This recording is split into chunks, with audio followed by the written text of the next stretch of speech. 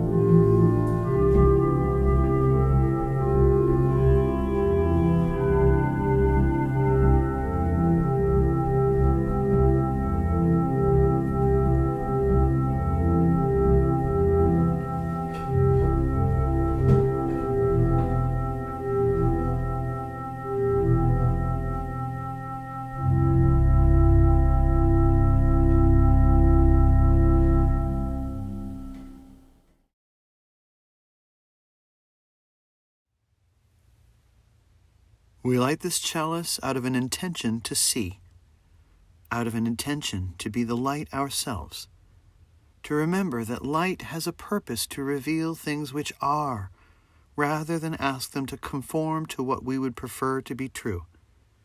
The truth shall set us all free.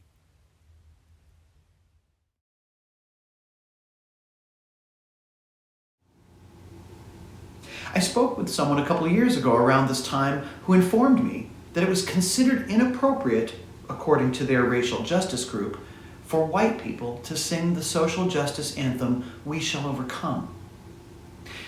As a sensitive person who makes a conscious effort to empathize with people's viewpoints, especially as pertains to race, at first I felt that I must somehow be wrong in my view.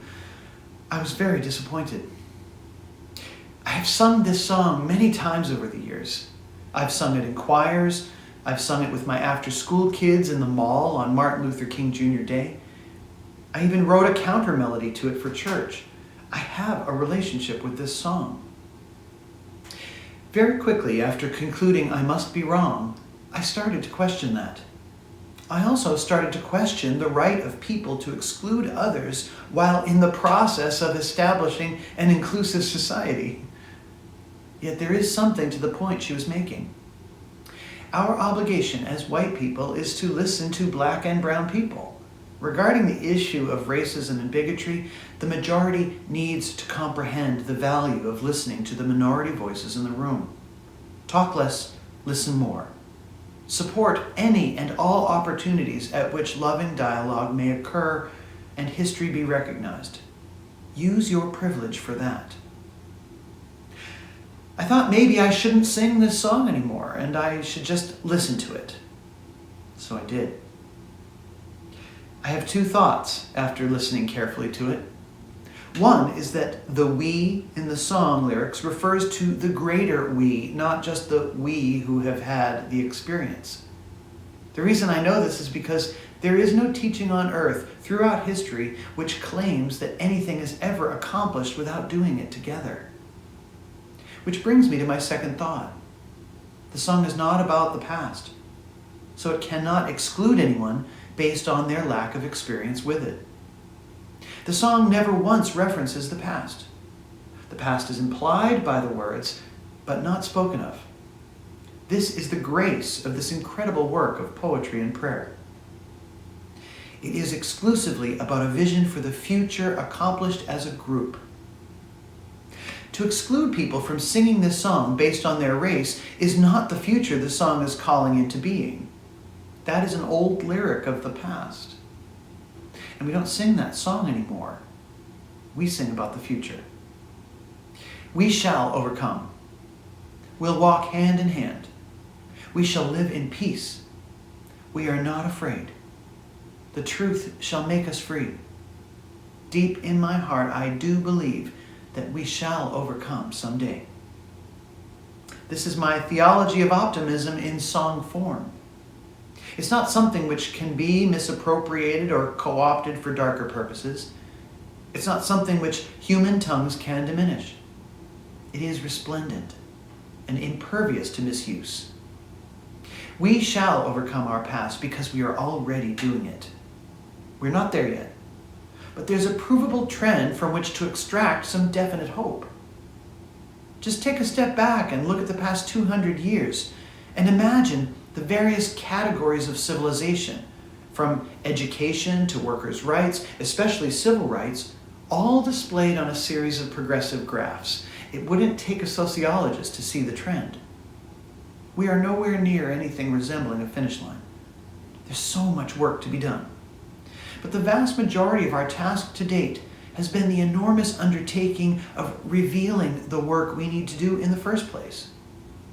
It took decades of building this new level of awareness on the subject of race to even get where we are at right now. It's only with this set of generations living today that we are really starting to understand how deep the roots of the problem go and what our responsibility is in doing something about it. It's taking all this time just to pick off the scab of our overall fear of the other. Now is when the work, the healing, really begins.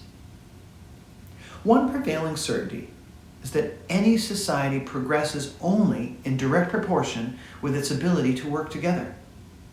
There is no exclusion in the word we. No one can own it.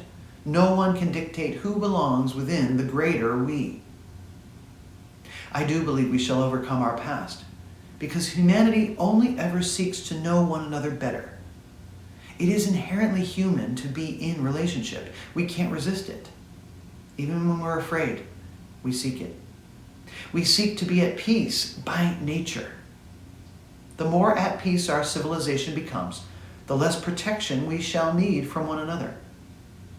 The rune of protection inverts to become the core of peace. Only the greater we can make this future possible. It's understandable in this age of heightened social awareness to want to ferret out every way in which we've been careless with our words and actions without thinking. We should always be mindful of all ways in which one culture diminishes another by misappropriating and misusing its traditions. We should care about the feelings of others. We should want to know how to be better. But we mustn't confuse overzealousness for sincerity. First, we have to become comfortable with the idea that we is inclusive in the future we seek to create. Seek to be welcoming. Welcome any idea that will not harm you. Turn it over in your head and poke at it. Ask it questions and have the humility to listen to the reply. If someone is in pain, there is a truth to be known. Listen for it. It will make your life easier. I will never pretend to understand all of the intricacies of the racial crisis or its solutions. There's only so much I can personally know about the struggles of others. But that is the purpose of humility. Humility first before all action. Humility first before all prayer, all words, all listening. I supplicate myself before the truth. I'm sure there's plenty to be criticized in my words here. Some may think I have no right to think as I do. But I'm on the side of love and equality and justice and freedom and prosperity and peace in equal measure for all of humanity. We will each make our mistakes on the road to achieving it. But try to remain welcoming of the intent. The road to hell is not paved with good intentions. It's paved with apathy.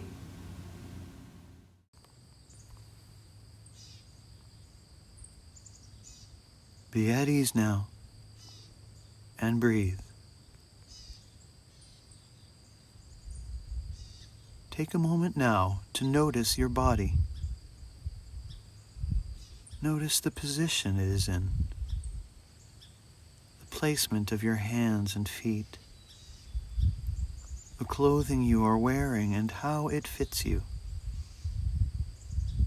Is it comfortable? Is it not? Now notice your skin. Notice if it feels good or if your skin is in discomfort anywhere. Send love to anywhere on your body that feels anything less than perfect. Send comfort there. And breathe. Now look deeper. Focus on your muscles. Send love there.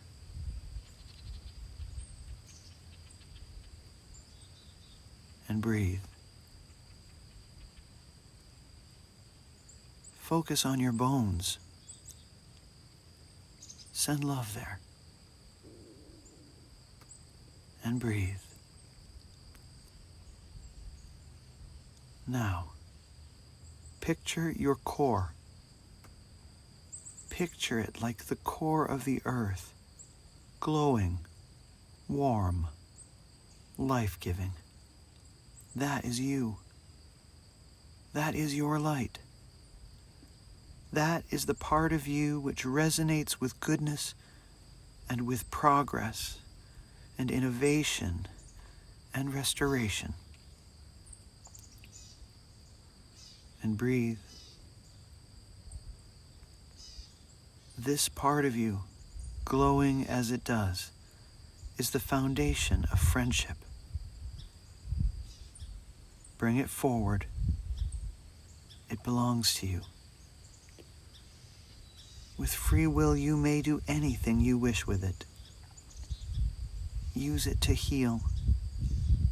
Use it to reconcile. Place it on the outside of your body so that it enters ahead of you, both in body as well as in mind. As you breathe, let this light serve to activate all light everywhere. Let it be infectious. Let it be like a messenger, sharing the good news with all. Take one final deep breath and be at peace in the light.